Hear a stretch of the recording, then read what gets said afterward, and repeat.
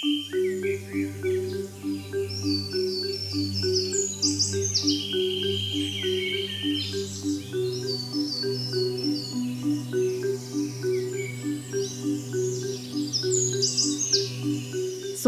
Selatan merupakan penghasil karet terbesar di Indonesia.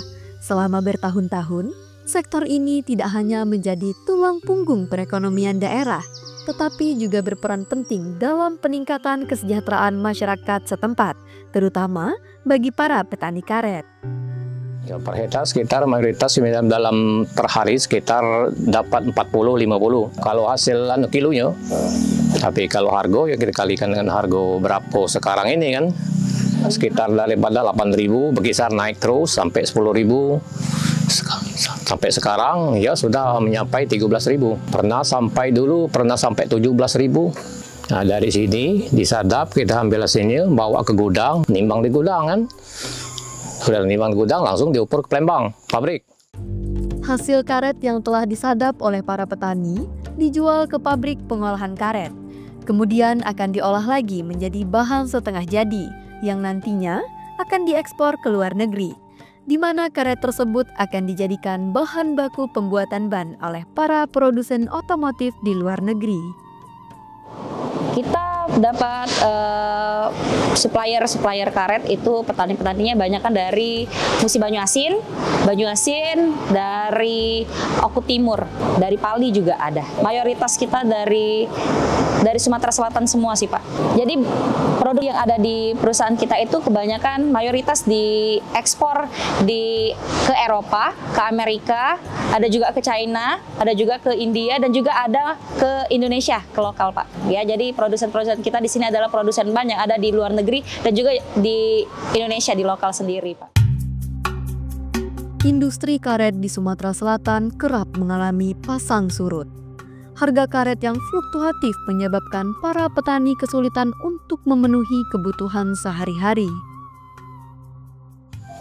Daripada tahun 2016 sampai berkisar sampai 2020-2021 ini paling rendah 5.500 per kilo.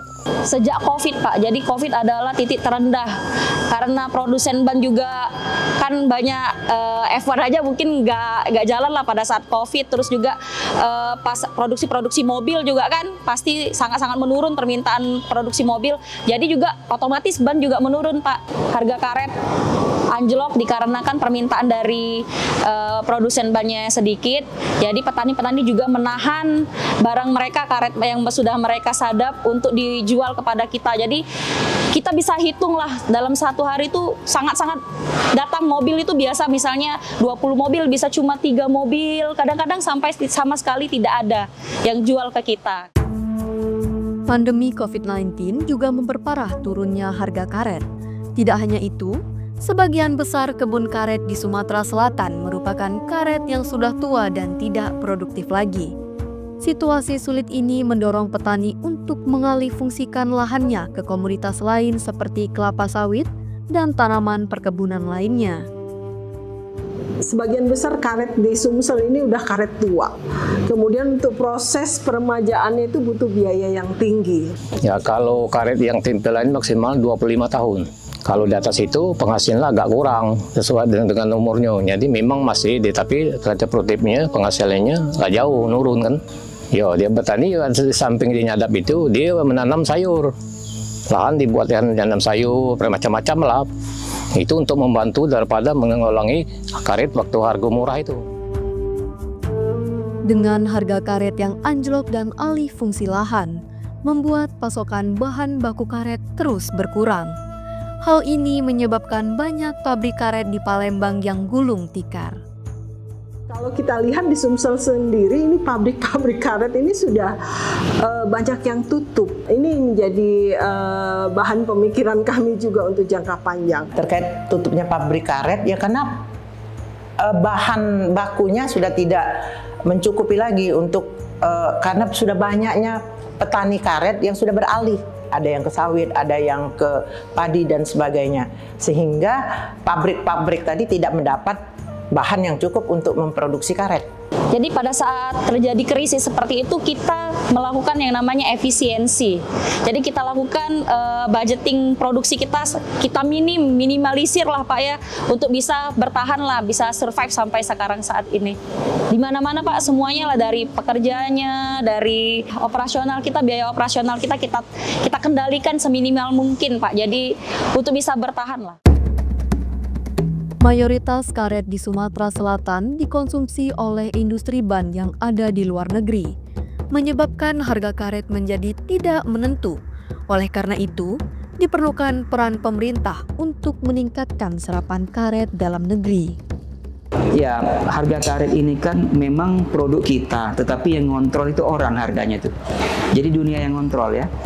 Hanya tergantung nanti di mana supply saja. Artinya kalau kita terlalu banyak produksi, ya, turun. Biasa seperti itu. Kita harus sadar bahwa kalau kita tergantung kepada jual ekspor, ya seperti ini. Nah, yang baik itu kalau kita olah sendiri dan kita bisa pasar Indonesia sendiri, itu nilainya jauh ekonomi. Yang karet mentah itu yang setengah jadi, itu bisa 15 kali lipat harganya. Sebenarnya pemerintah kita sudah ada rencana pemerintah kita untuk membuka sendiri, membuat pabrik ban. Baik ban mobil, ban sepeda, sehingga petani karet itu tidak harus menjual keluar, bisa langsung ditampung di Sumatera Selatan sendiri. Tetapi kita ketahui juga untuk membuka suatu usaha itu cukup, dan sampai saat ini memang masih proses, belum terlaksana. Sebenarnya kita udah promosi ya, bahkan dari luar, waktu itu dari mana ya, dari Eropa juga ingin membangun pabrik ban, kita tawarkan. Tetapi ya itu setelah melihat kondisi dan produksi dari Sumsel sendiri, ya belum bisa menjamin kontinuitas produksi ya. Jadi masih sulit. Memang harus ditunjang oleh pemerintah.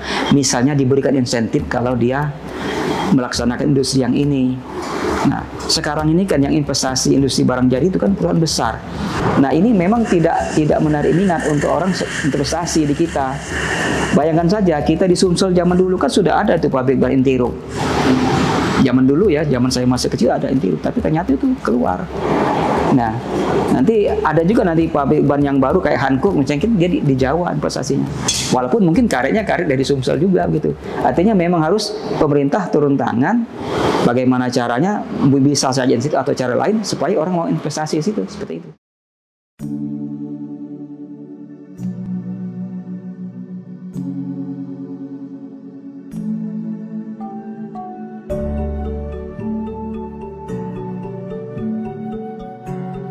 Penyadap ini lah banyak kekurangan karena kita di sini ekonomi ini melemah, tidak stabil dengan sembako. Jadi yang budak-budak muda ini kan banyaklah pergi, ada yang ke Batam, ada yang ke kota, ya ada kebangunan. Jadi hidup ini yo kami di sini yo bukannya no dikatakan sedih, yo inilah penghidupan.